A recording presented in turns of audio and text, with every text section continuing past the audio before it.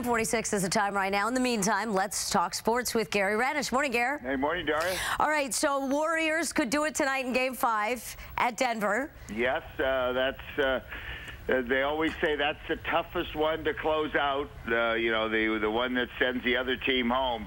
But a great stat, 96% of the teams that lead 3-1 in a series go on and win. Oh, very nice, very nice. And I was a little concerned. I was under the weather, so I missed, I watched Sunday night, and then I missed yesterday morning, but about Steph Curry with the poked in the eye and the bad ankle and the hamstring. He's got all this stuff, but he's still, they didn't practice yesterday, but I guess he'll just show up and he'll be looking fine? Yeah, to me, that's the fascinating thing about it. I mean, if you look at, I think he tweeted out a picture of he, had a patch over one eye and hamstrings and all types of little injuries. Right. But he's just been incredible. And anytime you take a shot, I think we were talking about it last week about, he was going to maybe take a shot to his in his ankle, Yeah. And, boy, it came out that he did before the game on Sunday night. But it's just been an incredible run by him. I have to say, I keep waiting for the, how do you say it, things to slow down a little bit, because he's been so great. I know. It's been incredible. And then I love, you saw the damage at the arena done by this Nugget. What's his name? Kenneth Faried or whatever.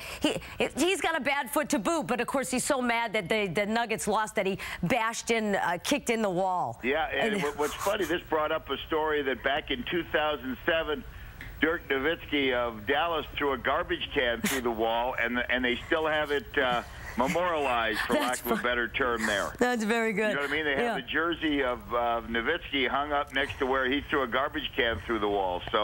So I didn't know all those things behind the scenes. They memorialize tempers. All right, now what about everybody's tweeting and talking and everything else, the buzz about the former Stanford player Jason Collins, currently in the NBA, still looking for a career, and so it's very unusual and unprecedented for a male athlete, current athlete in one of the major sports. He's the first one to come out and say he's gay. Yeah, well, he's 34 years of age, and went to Stanford here. Really nice.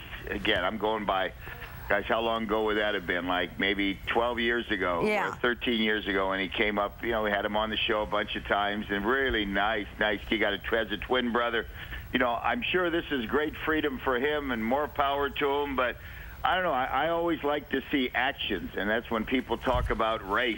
Oh boy, no, I like black people. I like white people. I like Asian people. Right. I like gay people. Doesn't bother me. Well, let me see it. Right, yeah, right. Does that make sense? Well, yeah, and he's making himself visible in a way that it's not like I've retired and now I can tell you. Now you got to really, put your money where your mouth is. I mean, he's a free agent now coming up, and he wants to play somewhere. So will people support that? Exactly, and believe me, I'm not taking away anything from what, from his announcement. More power to him. I'm just saying that as far as overall big, giant impact, if one of the stars of the game, Kobe Bryant or LeBron or Durant, one of those guys said it, then I think you'd have a big sea change. And you talk about, people accepting and not, probably more important, not even thinking twice. Yeah. That, I think, would cause more of an impact. I think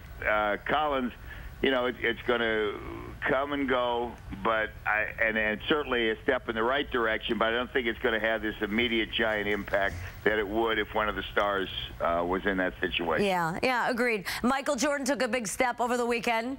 Yeah, good for him. Took the plunge after a second wife here. She's 35, he's 50.